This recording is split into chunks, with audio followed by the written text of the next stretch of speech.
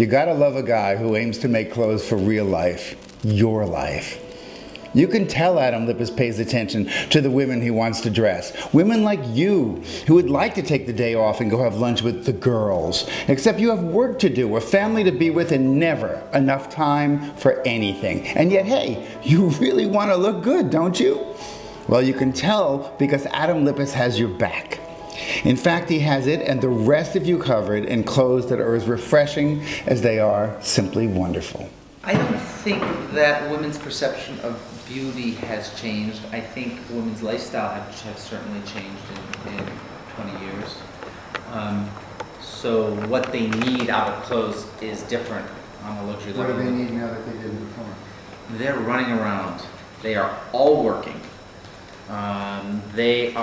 We travel more than anything. So it's a seasonless work, multi-use thing. There's very few women who need fancy clothes to go to lunch in the streets of New York. No matter how wealthy you are, there are women who are wearing that. But a lot of women still want to look refined and dressed up. They just have a lot to do. So they can't be in this perfect little sheath with a little coat to run around all day. It's just not practical. So as a designer, I try to give them that. Those clothes they can wear every day. They can be refined, but they also can be comfortable and get through their day. And a biggest mistake a designer can do is stay here and not get out, because these are not the average consumers. They are not breathing fashion.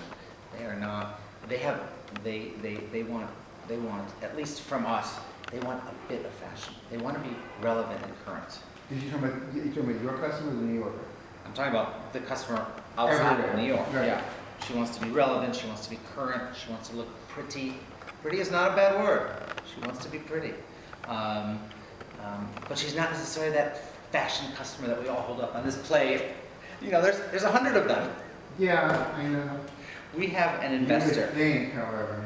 We have an investor here who is super chic and super fashion and she's amazing. And often we'll talk about her like, she will love this. It's like, yeah, but she doesn't exist. So we have to take her out because she doesn't exist.